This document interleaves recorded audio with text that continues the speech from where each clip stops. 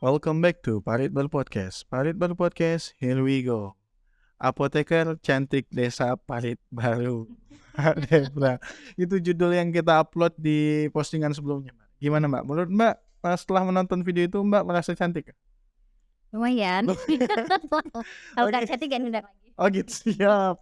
Oke teman-teman, alhamdulillah hari ini kita ketemu lagi bersama Mbak Debra Masutikti, ya apoteker cantik kita desa Parit Baru, yang insya Allah kita akan bercerita-cerita lagi tidak jauh pasti dari obat-obatannya Mbak, dari kesehatan kayak gitu ya. Nah, berhubung sekarang kita lagi di bulan puasa ya, kita lagi di bulan puasa. Nah, tentunya ada beberapa hal yang ingin kita tanyakan terkait kesehatan saat bulan puasa. Nah, kita juga live di Instagram. Kalau ada yang ingin tanya-tanya, silahkan langsung komen ya di Instagram ya, yang live. Nah, itu udah ada 20.000 yang nonton tuh. Oke Mbak Debra, nah pertama saya ingin tanya dulu, hari ini puasa Mbak? Alhamdulillah puasa. Ya. Jadi sebelum kita ngomong obat-obatan Mbak, puasa nih sebenarnya dari pandangan kesehatan gimana sih Mbak? Pandangan kesehatan cukup bagus. Bagus Mbak ya. Karena yang pasti kalau kita puasa kan ya, tapi gak makan tuh. Kan makan Mbak, sahur. Iya sahur sama berbuka. Soalnya dari antara sahur sampai berbuka tuh kan jalan kan waktunya juga panjang tuh, berapa jam tuh coba hitung. Jam 5, 6, 7, 8, 9, 10, 11, 12, 1, 2, 3, 4, 5, setengah 6, 13 jam setengah. 13 jam setengah tuh kan kita gak ada asupan makanan tuh pastinya kan. Jadi glukosa yang udah disimpan dalam tubuh itu bisa keolah. Yang tadinya harusnya kita makan di siang hari, kan ada asupan lagi tuh kalau hari-hari biasa. Kalau yang ini pas kita puasa tentu akan ngolah dari zat-zat ya dan glukosa yang disimpan dalam lemak atau dalam hati gitu. Dalam hati unek-unek. Oh gitu atau di otot. Oh berarti kalau orang yang masa ototnya lebih gede itu lebih bagus saat berpuasa Mbak atau gimana Mbak? Iya ada asupannya di situ. Ada asupannya di situ ya. Jadi kalau pas lapar, jadi dia sama tubuh nanti dirombak jadi glukosa bisa jadi energi lagi. Itu untuk orang-orang yang sehat lah teman-teman. Nah tapi kan ada nih Mbak orang-orang yang masih ketergantungan dengan obat. Maksudnya masih ada terapi atau pengobatan, harus minum obat. Nah saat bulan puasa nih Mbak, ini gimana cara mereka minum obat? Sedangkan kadang ada yang 3 kali sehari atau gimana gitu Mbak? Kalau kita normal biasa, hari biasa gitu kan gak puasa, itu kan 24 jam kita leluasa, boleh makan aja gitu kan ya. Boleh makan, kita kan gak forum diet ya gitu ya. Jadi 24 jam itu bebas gitu. Bebas makan 5 kali. Nah tapi kalau ini pas kita berpuasa, tadi kan udah dihitung tuh, jadi ada 13,5 jam itu kita gak boleh makan, gak boleh minum. Otomatis gak boleh minum obat juga dong. Jadi waktunya tinggal 10 jam setengah, 10,5 ya 10,5 jam gitu. Jadi di waktu itu kita harus optimalkan nih, obat tuh juga bisa diminum di waktu yang 10,5 jam tadi. Berarti dari buka. Nah, kita harus optimalkan. Jadi supaya terapinya juga optimal, supaya terapinya maksimal. Jadi kalau misalnya yang minumnya sehari 1 kali, oke, aman, bisa diminum sahur atau berbuka. Kalau yang diminum 2 kali, oke, masih aman, bisa diminum sahur sama berbuka. Yang diminum 3 kali, nah 3 kali ada pas sahur, boleh sahur 1 kali. Kemudian jam 11 malam itu 1 kali. Pas berbuka jam 6 itu 1 kali. Berarti masih bisa diakalin tetap berpuasa Mbak ya? Saya pikir kalau 3 kali itu tetap pagi siang malam. Pagi siang malam? Maksudnya? Oh siangnya minum. Siangnya minum. Batal dong. Iya berarti masih bisa diakalin. Bisa diakalin jadi tengah malam. Jam 11 malam. Kalau 4 kali bisa. Berarti ya 4 kali itu berarti kan sahur tuh jam 4 kan ya, minum 1. Terus kemudian pas berbuka jam 6. Nanti minum lagi jam 11 gitu. Terus nanti minum lagi jam 1. Oh ada yang sampai 4 kali Mbak? Iya ada sampai 4 kali. Misalnya kayak biasa antivirus. Nah pas Ramadan kena cacar ya antivirus minumnya sehari 4 kali. Oh kalau sakit cacar tuh biasanya 4 kali minum obatnya? Iya yang antivirus. Yang antivirusnya ya? Oh enggak pernah, baru tahu nih saya ini ada yang 4 kali sehari minum obatnya Pak. Itu berarti rentan dari satu obat ke obat yang lain minimal berapa jam sih Pak? obat lain kan dia minumnya tetap sama kan? Enggak, maksudnya waktunya dari minum obat pertama nanti keduanya berapa jam rentannya? Oh, kita bagi jatuh 10,5. Berarti kan bagi 3 itu kan 3, 3, 4. Oh gitu. Nah, berarti 10 kan ya? 3, 3, 4. Kalau yang 4 berarti tinggal dibagi 4. 2 setengah. Oh, 2, 2, 3 kalau nggak salah. 2, 2, 3. Ada berapa jenis Mbak cara minum obat tuh? Waktunya kan saya cuma tahu yang paling sering kan dapat dari dokter kalau misalkan demam flu apa 3 kali sehari. Mentok-mentok yang agak aneh 2 kali sehari lah gitu. Ternyata ada yang 4. Terus ada yang lain lagi Mbak. Cara-cara minum obat gitu loh Mbak. Ini tentunya untuk penyakit yang kayak penyakit kronis ya. Kayak misalnya kalau penyakit hipertensi sih biasanya 1 sampai 2 kali. 1 sampai 2 kali. Itu masih aman lah ya, masih bisa sahur atau berbuka. Tapi tetap harus dikonsultasikan sama dokter atau apoteker. Kalau di apoteker. Nah, kalau untuk obat-obat gula, nah itu beda lagi tuh. Itu harus konsultasi lagi tuh sama apoteker boleh, sama dokter juga boleh. Nah, kalau obat gula itu ada yang obatnya diminum kayak golongan sulfonilurea. Oh, nama apa tuh golongan? Ada yang tahu? Apa namanya Pak? Golongan sulfonilurea. Sulfonilurea. Contoh obatnya kayak glimepirid, glibenclamid. Nah, bingung kan ya? Iya, baru dengar. Kalau minumnya sehari 1 kali, kalau hari normal biasa itu diminum 30 menit sebelum sarapan pagi. 30 menit sebelum sarapan pagi. Ya, kalau itu yang obat yang tadi Mbak sebutin. Ya, kalau ini kita diganti jadinya 30 menit sebelum sahur. Bukan, sebelum berbuka. Jadi enggak, masih berbuka tuh minum air putih dulu hangat. Terus kemudian minum obat tadi 30 menit kemudian baru boleh makan berat. Makan berat berarti ya.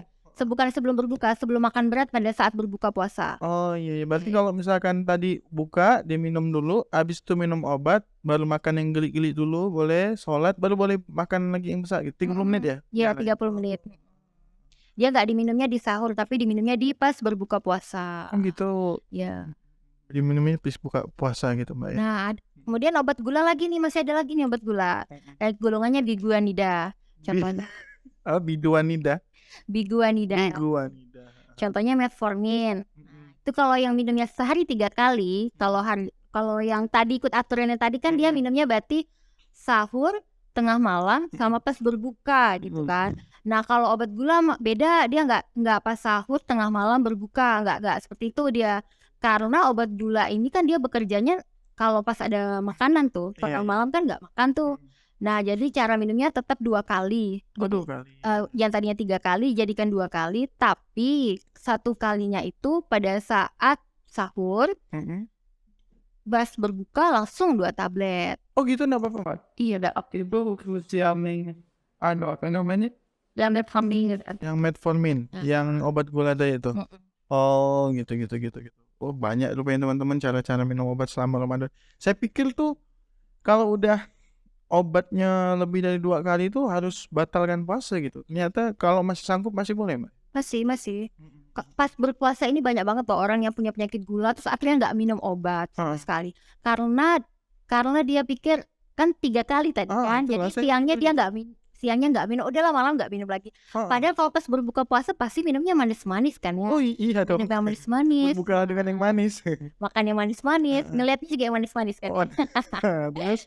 Jadi tentu kalau nggak minum obat bakal jadi seperti apa gulanya? Bahaya dong. Udah nggak minum obat, gulanya naik, nanti badannya lemes, terjadi hiperglikemi, badannya lemes, otomatis nanti nggak bisa puasa. Jadi tentu harus konsultasi, tetap harus konsultasi Mbak ya. Jadi bagaimanapun teman-teman yang masih punya sakit ini itu dan lain, terutama gula juga, kalau mau ngatasinya cara metode minum obatnya selama bulan Ramadan tanpa membatalkan puasa ada ternyata caranya Mbak ya. Nggak harus membatalkan puasa. Tapi untuk obat nih Mbak, apakah semua obat itu membatalkan puasa Mbak? Enggak sih, ada beberapa obat yang tidak membatalkan. Kayak salep itu nggak batal karena kan cuma di kulit. Salep, lotion, gel dan segala macamnya. Terus kemudian kayak obat nebu itu bentuknya, tau nggak nebu? Nebu itu cairan, dia dimasukkan ke dalam alat, kemudian kita hirup. Jadi obatnya itu bentuknya cairan. Jadi cairan itu dirubah dalam bentuk uap. Kemudian uapnya itu yang kita hirup. Gini, gitu. Ada alatnya lagi ya. Jadi alatnya memang alatnya kayak sebuah masker gitu. Jadi ditutup ke muka. Jadi kita tinggal hirup aja uapnya. Hirup uap. Terus kemudian ada kayak inhaler. Bentar, yang kayak nebu tuh untuk penyakit apa, Mbak? Penyakit asma biasanya. Penyakit asma. Jadi kalau misalnya pas sesak-sesak gitu kan, terus mau nggak batalin puasanya bisa nggak minum obat. Jadi caranya dengan alat nebu atau dengan inhaler. Inhaler tuh semprot. Yang ini ke mulut. Iya, disemprotkan ke mulut. Sama dia. Itu yang disemprotkan tuh apa sih, Mbak? Yang disemprotkan tuh obat, dalamnya partikel obat, serbuk dia kan, partikel serbuk. Terus nanti dia dirubah dalam bentuk uap ke dalam. Oh, tetap uap juga. Tetap uap juga. Batal nggak? Kalau secara Islam batal nggak? Kan dia beda ya, bukan makanan ya. Nah itu nanti kita undang lagi lah ustazah gitu. Selanjutnya, Mbak. Terus kemudian ada lagi kayak kita suntik. Suntik injeksi apa gitu intravena, kecuali kita memasukkan makanan melewati intravena, nah itu batal. Kalau hanya sekedar obat itu nggak batal. Suntik KB mungkin lah ya, itu nggak batal. Pasang implan. Masukkan makanan lewat intravena. Itu kayak gimana maksud contohnya? Itu biasanya untuk orang-orang yang lagi sakit dan memang nggak bisa makan. Jadi dia langsung di asupannya didoping dari injeksi lah, dia dari infusan. Oh iya. Makanya kalau orang yang infus itu berarti enggak bisa puasa lah ya, batal lah maksudnya. Kalau masukkan makanan tadi itu. Kalau makanan beda lagi dia tuh dengan. Oh beda dengan yang infus itu. Iya. Oh begitu ya ternyata banyak sekali dunia perobatan ini ya. Alhamdulillahnya karena sakitnya biasa-biasa aja jadi enggak sampai ke sana. Semoga selalu sehat. Nah, selama bulan puasa ini, Mbak, kira-kira nih, Mbak, tadi udah dibahas ya, adanya ternyata beberapa orang yang salah cara memandang, cara mengkonsumsi obat, terutama kayak orang penyakit gula. Ini penting nih buat teman-teman pendengar Pahit Baru Podcast yang punya penyakit gula, yang berpikir kalau siang nggak bisa minum obat terus malam nggak minum obat, itu malah keliru, Mbak ya. Itu malah membahayakan buat diri dia, apalagi kalau dia bukanya pakai yang manis-manis, campur aduk semuanya kayak gitu. Ternyata ada caranya teman-teman, dan itu bisa dilakukan dengan yang sudah disebutkan sama Mbak apoteker kita tadi. Nah, terus selama bulan puasa ini, Mbak, kira-kira apalah yang bisa kita lakukan selain tadi minum obat dengan cara-cara yang demikian, yang untuk mendukung supaya orang yang punya penyakit ini itu dan lain selama puasa ini tetap kuat, Mbak, kayak gitu. Tambahan asupan, tentunya asupan yang kita makan juga harusnya bergizi. Terus tambahan multivitamin juga bisa. Tambahin dengan olahraga ringan lah ya. Olahraga fisik ringan. Gitu. Katanya kalau olahraga di tengah puasa tuh lebih bagus bakar lemaknya, Mbak. Betul, Mbak? Tapi kita takutkannya ini ya, kekurangan cairan tubuh nanti jadinya ya.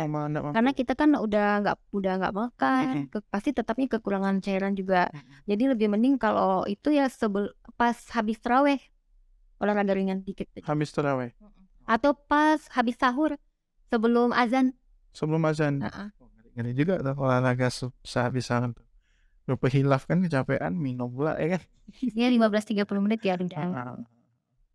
Oke gitu dia. Jadi selama berpuasa ini ternyata banyak sekali tips-tips cara meminum obat, dan ternyata tidak harus ditinggalkan atau tidak harus membatalkan ya, Mbak ya.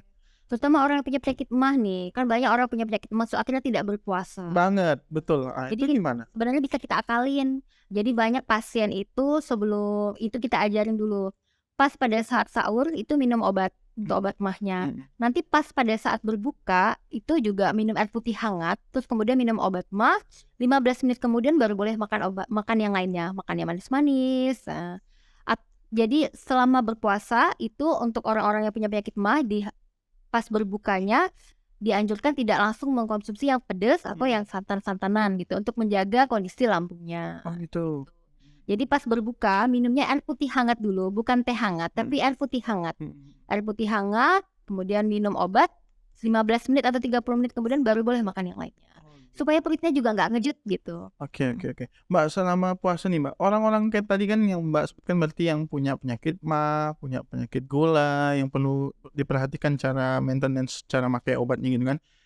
Yang paling banyak, Mbak, selain dua itu, penyakit-penyakit apa, orang-orang yang mengidap penyakit apa yang harus kita informasikan cara penggunaan obatnya, Mbak? Selain tadi ada mah, ada gula, ada lagi enggak penyakit lain Yang dia tuh seharusnya bisa loh, kamu tuh harus tetap minum obat dengan pola seperti ini.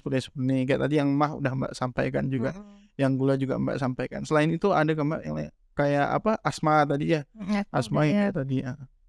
Paling penyakit lainnya kayak darah tinggi ya, hipertensi. Tapi hipertensi aman sih sejauh ini karena penggunaan obatnya cuma sehari 1 kali. Kalau obat kolesterol juga sama, rata-rata sehari 1 kali. Cuman yang paling ini nih, paling sangat-sangat ini yang penyakit gula tadi. Gula, mah, asma kan ya. Karena kan dia berkaitan dengan menu buka puasa juga, gula sama mah tuh ya. Apalagi orang penyakit gula itu kan memang harus setiap hari dia minum obat gitu. Ketika dia nggak minum terus dibantai dengan pas buka puasa makan yang manis-manis, jadi gulanya pasti akan naik. Lagi kalau udah 8 mata itu kan. Berarti yang orang-orang punya penyakit gula nih saat buka puasa ini harus dijaga-jaga saat memilih menu yang banyak manis-manisnya Mbak ya. Kalau yang punya mah tadi yang pedas dan santan. Gitu. Oke. Nah, buat teman-teman semuanya, itu dia tadi informasi tentang bagaimana tetap sehat, tetap bisa memaintain badan kita yang mengidap penyakit dengan tetap mengkonsumsi obat dengan cara-cara tertentu, tentunya tanpa membatalkan puasanya teman-teman. Karena jujur sejauh ini selama ini saya mikir kalau terutama yang tadi ya, yang mah itu kalau punya penyakit mah banyak orang yang ujung-ujungnya langsung batal puasanya karena punya penyakit mah. Ternyata ada cara mengkonsumsi obatnya supaya mahnya tetap sehat, tetap terjaga dan puasanya juga tetap jalan. Dan tadi ada juga yang soal penyakit gula, dan itu saya baru tahu tuh ternyata banyak orang-orang yang mengidap penyakit gula merasa karena udah nggak bisa minum obat siang, ujung-ujungnya malam pagi pun dia nggak minum. Dan itu keliru ya Mbak ya.